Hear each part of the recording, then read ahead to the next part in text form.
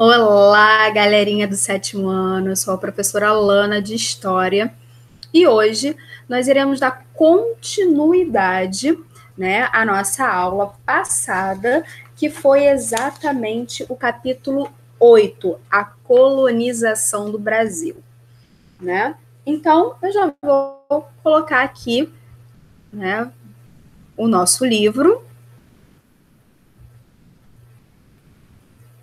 Já vou espelhar o nosso livro para a gente poder dar início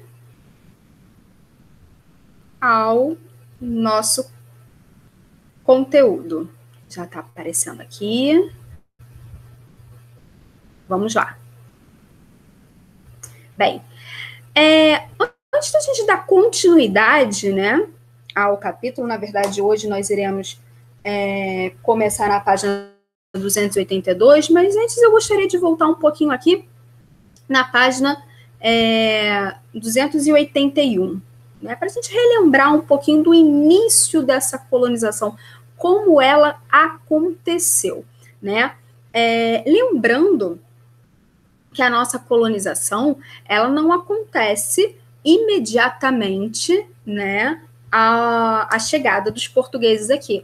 Nós até conversamos na aula passada, até rolou uma parte extra, né, no vídeo, lembrando que os portugueses já tinham conhecimento do território, né, que a América ela é descoberta no final ali dos 1400, né? Então, antes de 1500, né, que é a chegada do Pedro Álvares Cabral aqui, os portugueses já tinham pleno conhecimento desse território, então, obviamente, não se tratou de um descobrimento, se tratou da tomada de posse de um território. E aí, esse território, logo de cara, não tinha ali muita, né, não despertou muito interesse. Nós já vimos isso no nosso último encontro, mas vale a pena lembrar, né, que os portugueses eles foram os primeiros a entrar na expansão marítima, né, eles foram os pioneiros. E era extremamente lucrativo, né, as rotas comerciais com o Oriente, as especiarias ainda davam muitíssimo lucro. Então, não pareceu ser legal, né, trocar o certo pelo duvidoso, porque na área que coube a Espanha, né, da América, então a parte que a Espanha pegou, né, para ela na América, o ouro, a prata, era muito visível, né? Os impérios Inca, Azteca, Maia, eles tinham conviviam, né, com o ouro era abundante. Quando os portugueses chegaram na parte deles aqui da América, deixa eu ajeitar aqui um pouco melhor a câmera. Quando eles chegaram aqui na parte deles, o ouro não estava aqui, né? A gente sabe muito bem que o nosso ouro não está no litoral. Né? Hoje a gente tem essa consciência, mas lá em 1500, é exuberante, né? Pero Vaz de Caminha escreve uma carta, né, falando, né, todas as riquezas naturais, né, descreve a população, mas o ouro e a prata que poderiam fazer com que Portugal se interessasse mais pela nova colônia do que as tradicionais rotas comerciais com o Oriente, não rolou nesse primeiro momento. Então, o início realmente da nossa colonização, ele não vai acontecer em 1500, né? Ele vai acontecer ali aproximadamente por volta de 1532, né? A partir de 1530 que começa a surgir ali um interesse por uma colonização. E essa colonização, esse interesse surge por alguns motivos, né? Mas antes, vocês devem estar com uma dúvida. Professora, então Portugal deixou isso aqui livre, leve e solto? Não, não era bem assim, né? Nesses 30 primeiros anos ali de colonização, Portugal investiu nas feitorias, né? Nós vimos também no nosso último vídeo, que as feitorias eram armazéns fortificados, onde o pau-brasil retirado da mata pelos indígenas era guardado, né, esperando a chegada de um navio que estava ali fazendo a rota das Índias chegar, se abastecer desse pau-brasil, fazer ali a troca, né, o escambo dessas toras com objetos exóticos para os indígenas, que não tinham valor comercial, né, grande valor comercial na Europa. Já o pau-brasil tinha enorme valor comercial na Europa, principalmente pela questão da sua tinta, né, avermelhada, que tingia os tecidos da nobreza, principalmente, né, já que o vermelho, isso é uma curiosidade, já que o vermelho era a marca da nobreza, né, algumas cortes serão até proibidas de usar o vermelho, somente o monarca e a sua família podem se utilizar dessa cor, né? Mas isso aí só demonstra o quanto era raro, né, esse pigmento na Europa, e quando se descobre a abundância de pau-brasil que tem aqui na nova colônia portuguesa, obviamente vai se tornar um artigo bastante cobiçado. Mas ainda não concorria, não chegava aos pés das especiarias. Então, professora, por que os portugueses resolveram começar a colonizar o Brasil? Bem, o problema é que o sistema de feitorias deixava grandes espaços de tempo as nossas terras sem supervisão, né? Nosso litoral é gigantesco e começamos a receber visitas de franceses e ingleses, holandeses também, mas principalmente franceses, principalmente aqui na parte, né, que hoje é o Rio de Janeiro. Tivemos bastante visitas francesas. O que vai acontecer? Os indígenas que aqui habitavam começam a fazer também o escambo com ingleses, franceses, holandeses, enfim, com quem chegar. Afinal de contas, eles são os donos da terra, eles resolvem com quem vão fazer acordos. Simples. Era assim que eles pensavam e era lógico, porque realmente a terra pertence a eles. Mas a coroa portuguesa não pensava da mesma forma. Então ela precisava bolar um plano para começar efetivamente a ocupar o território.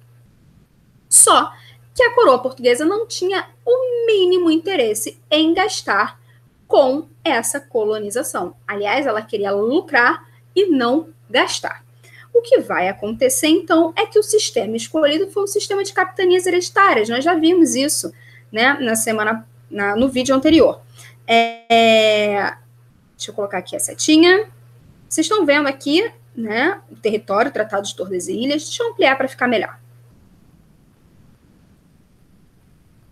Peraí. Temos aqui, então, o Tratado de Tordesilhas. Deixa eu voltar para a setinha. Temos aqui o Tratado de Tordesilhas, que divide a parte que pertence a Portugal da parte que pertence à Espanha. Aqui fica melhor, né? Portugal, Espanha, essa parte em vermelho aqui é essa que está ampliada. Então, a coroa portuguesa decidiu dividir o território em 14 faixas, né, que foram dadas aos donatários.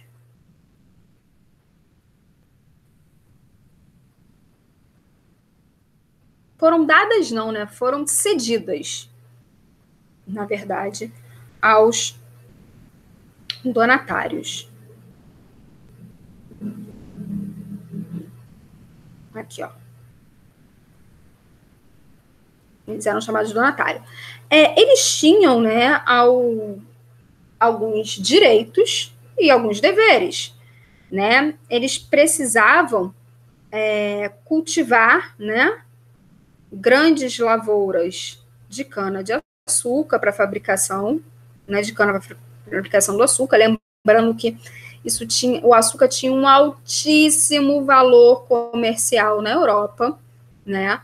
Mas somente a capitania de Porto Seguro, Pernambuco e São Vicente Vicente, Ilhéus também prosperaram. Por quê? Porque, em grande parte, muitos dos donatários nem sequer chegaram a vir para o Brasil.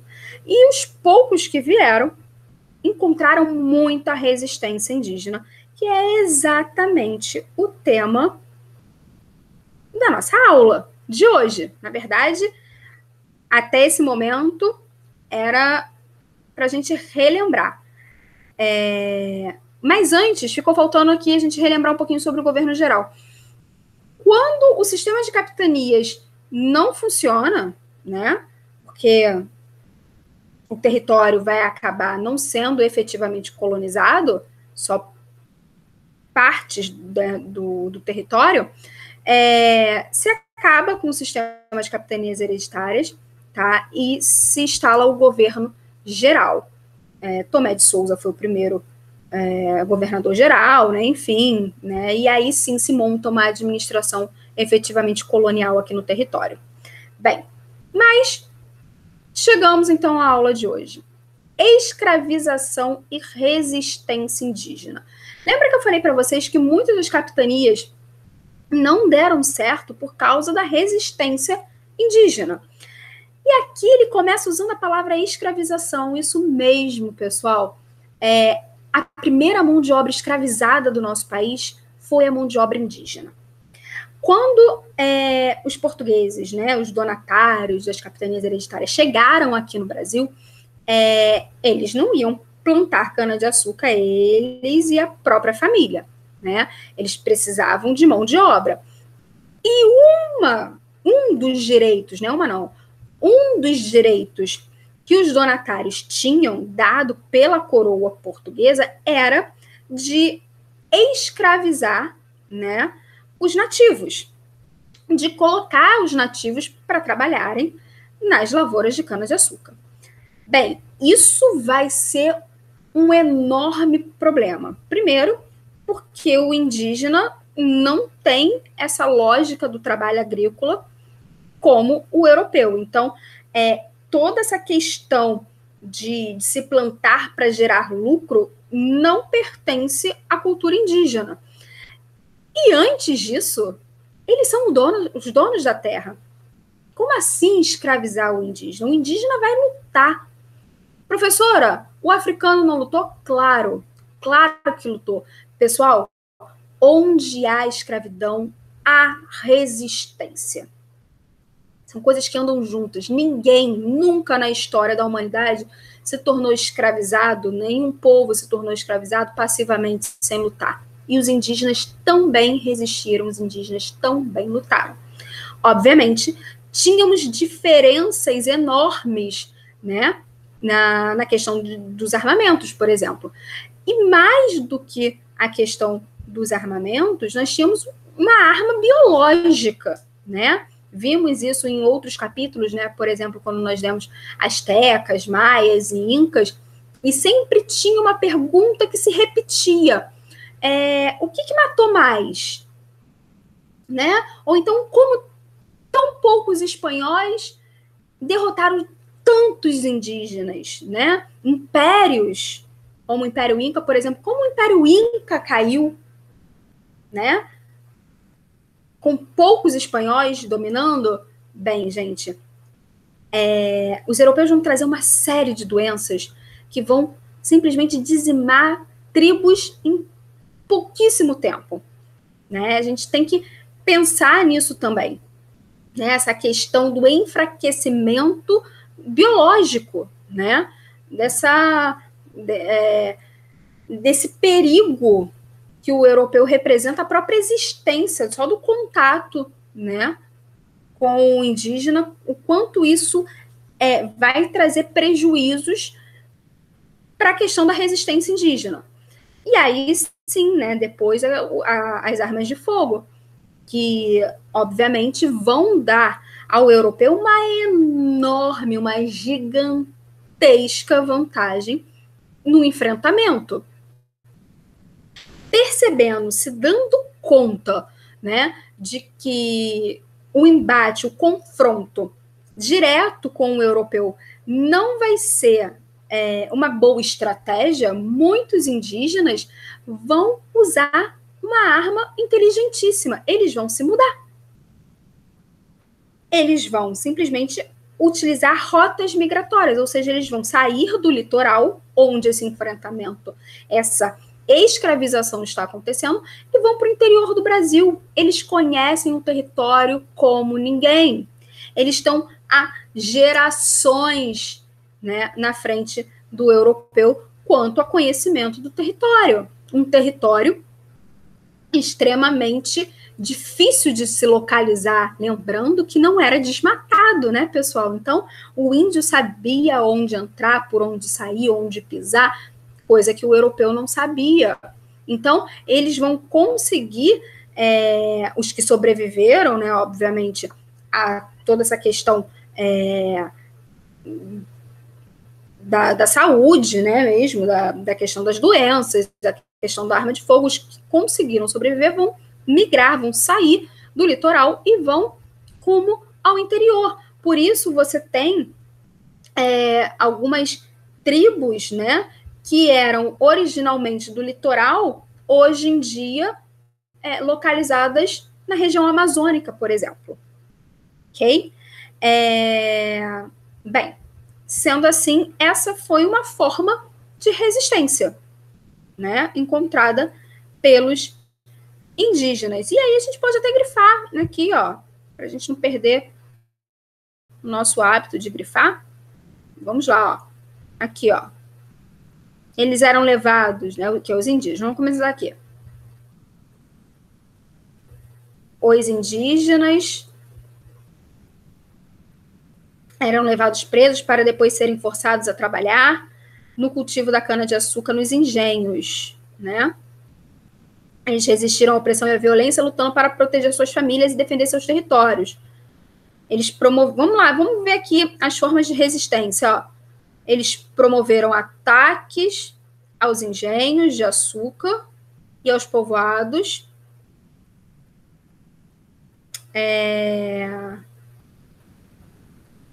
Infelizmente, né, nos combates travados, os colonizadores enfrentavam diversos problemas. Na verdade, no combate travados com os colonizadores, os indígenas enfrentavam grandes problemas, né, infelizmente. Entre eles, menor poder de destruição de suas armas, né, em relação às armas europeias. Diante disso, e aí é que é a parte realmente importante, olha, diante disso, muitos indígenas optaram pela migração como forma de resistência. Milhares deles abandonaram seus territórios ancestrais e dirigiram-se ao interior do continente. Bem, pessoal, isso está exatamente na página 282, tá? Para ficar melhor a localização. E aí, aqui, né, nós temos uma imagem, uma gravura,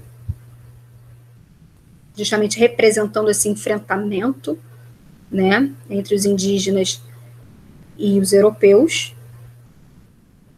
E aí nós vamos entrar numa parte bastante importante desse período, né, nesse período de início de colonização, que é exatamente a catequização de indígenas. E aí a gente precisa voltar um pouco na história para entender o motivo dessa catequização, o motivo pelo qual a Igreja Católica vai ter tanta vontade de entrar na América e catequizar esses indígenas.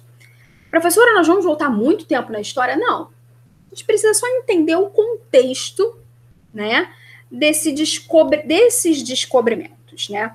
A Igreja Católica sofreu um grande baque na Europa, né?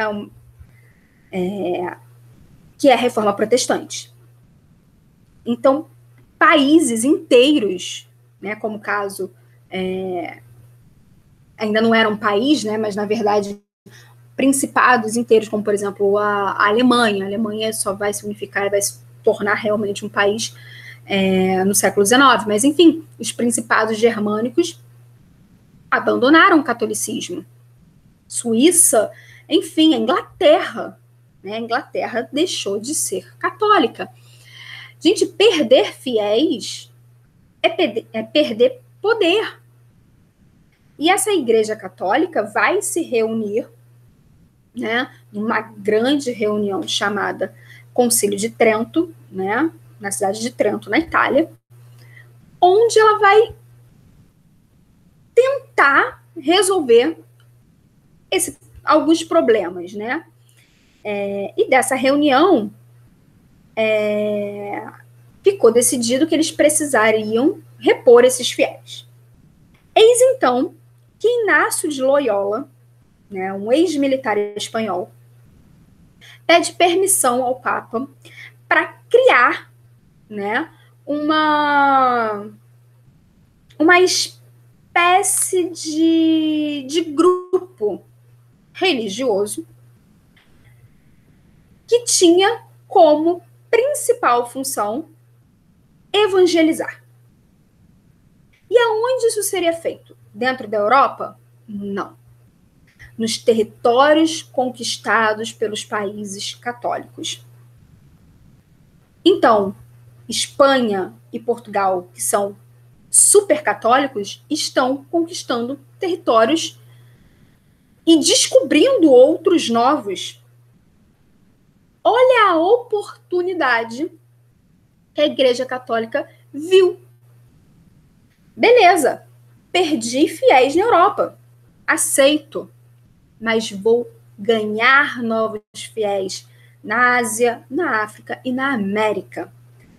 Então, a Igreja Católica vai entrar com tudo através da Companhia de Jesus, que são exatamente os jesuítas, né? Grupo religioso este fundado lá, né, por Inácio de Loyola. Bem, então, vamos marcar aqui, ó, na página 283.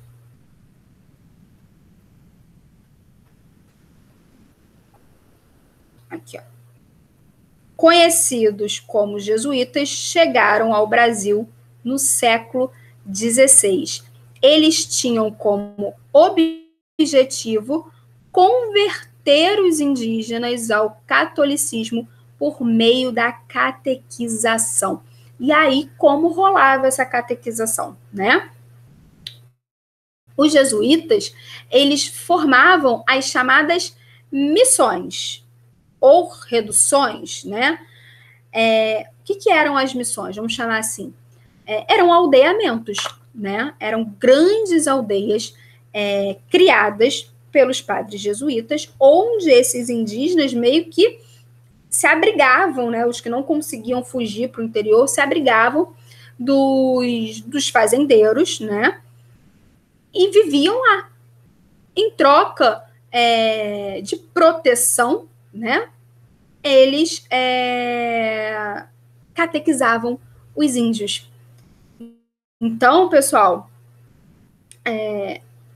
aqui, ó, nas missões, os jesuítas ensinavam os princípios do catolicismo, assim como os costumes europeus.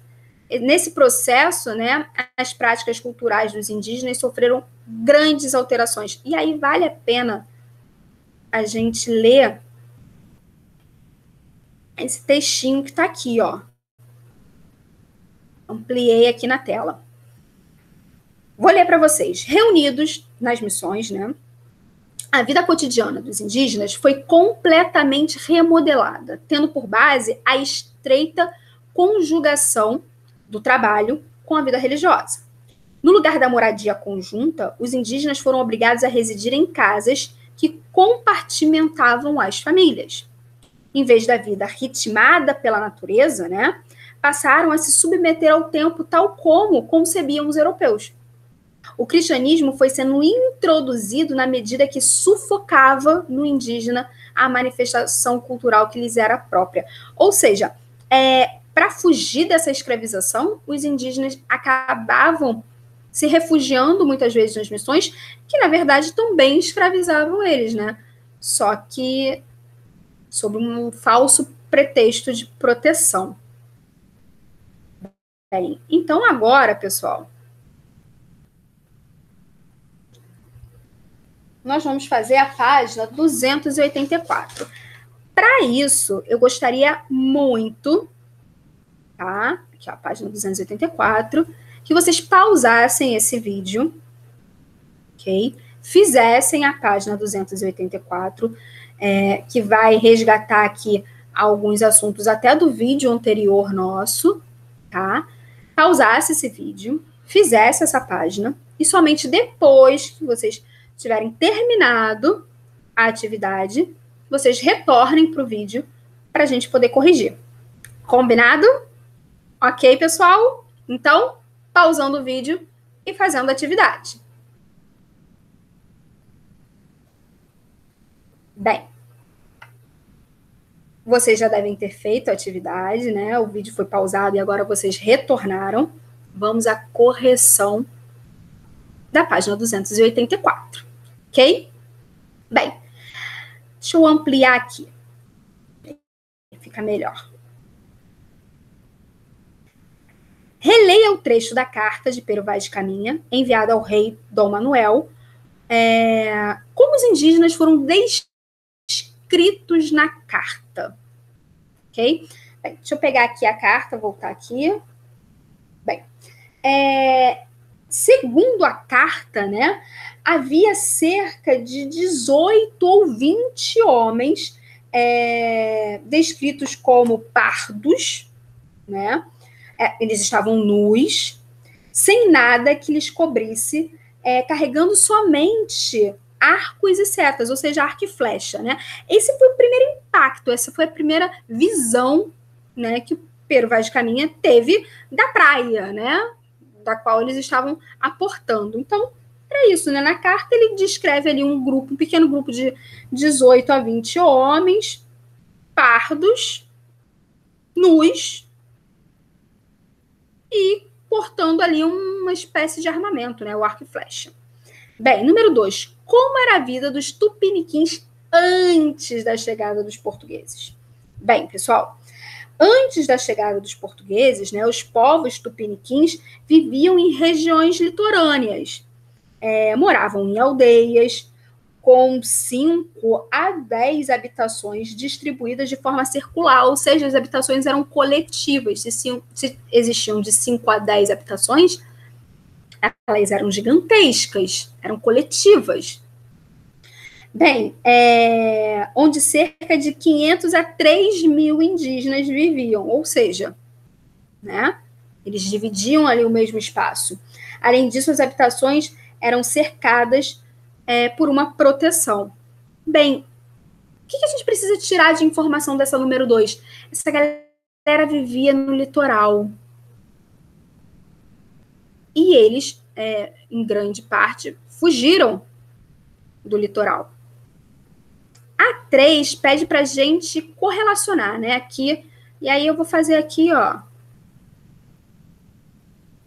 com a nossa canetinha. Ligue os quadros correspondentes, né? Então, vamos lá. Entrepostos comerciais para a exploração de recursos naturais. Feitorias. Tipo de comércio baseado em trocas. Escambo. Produto explorado pelos portugueses, do qual extraíam corante vermelho. Pau-brasil. Bem, vamos aqui então ao número 4, que está pedindo para a gente completar a frase. Vamos lá. As, pontinho, pontinho, eram pedaços de terras doados por Dom João III a portugueses ricos que ficaram conhecidos como donatários. Bem, pessoal, o que se encaixa aqui é exatamente capitanias hereditárias. Vamos à letra B. Para administrar a colônia e as capitanias, implantou-se o chamado... O que, pessoal? O chamado governo geral. Aqui, ó, governo geral. C. Apesar de muitos indígenas serem escravizados pelos donatários, houve forte resistência desses povos que não aceitavam ser dominados. Os padres pertencentes à Companhia de Jesus eram chamados de, aqui ó, jesuítas. O processo de catequização dos indígenas dos indígenas para adotar a religião cristã modificou a língua, os costumes e o modo de vida desses povos. Bem, pessoal, a nossa aula, o nosso encontro de hoje se encerra por aqui e a partir do nosso próximo vídeo entraremos no assunto escravização de pessoas da África. Deixa eu parar aqui de compartilhar a tela para eu poder me despedir de vocês. Então é isso, pessoal. Até o nosso próximo encontro, ok? Tchau, tchau.